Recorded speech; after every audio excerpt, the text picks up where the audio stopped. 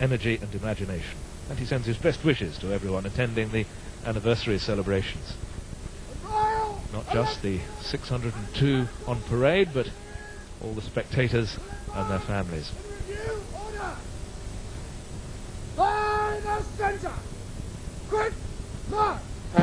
Parade advance in review order to the British Grenadiers.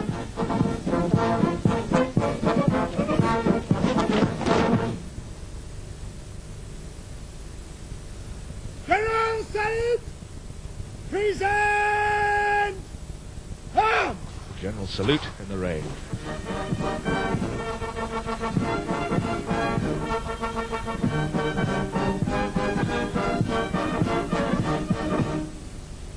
Go! Arms! Shoulder! Arms! Standard! Hey! Stand easy! Now the parade commander stands the parade easy, and the chief of the defence staff comes down from the dais, ready to give an address. An orderly has just removed the rain cover from the microphones. General Heath, Brigadier Wildman, ladies and gentlemen, I very much regret that this very significant parade today has not been blessed with better weather than we've seen. But it is a very important parade, marking the 50th anniversary of the Royal Electrical Mechanical Engineers, and as has happened so often in your 50 years, you've risen above it, and I congratulate you for walking tall, for getting on with it, for making just the sort of quality of music we would have expected. Well done you. I think it's very much in the character of your corps. Of course, I too, like you, am not dressed in the most suitable form of wet weather clothing.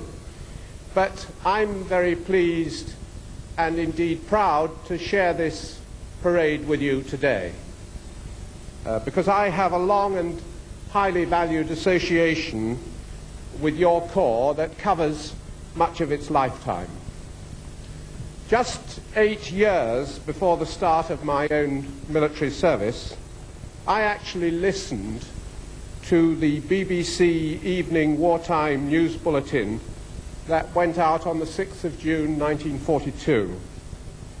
Our nation at the time had been passing, indeed with many other countries in the world, through a very grim and worrying period. And I can tell you, because I heard it and I felt it, that that broadcast somehow caught the public imagination and lifted our spirits when we heard the special announcement that evening about the formation of the Royal Electrical and Mechanical Engineers. And just 3 weeks after the birth of the Corps in 1942, your predecessors in North Africa played a key part in one of the major battles of the Second World War at El Alamein. For it was they who returned the hundreds of damaged tanks and other equipment to fight again in that remarkable campaign, which eventually became one of the turning points of the war. And it's that theme, the vital support given by your corps for over 50 years in thousands of operations, large and small, that has established without question the enviable reputation you rightfully enjoy today.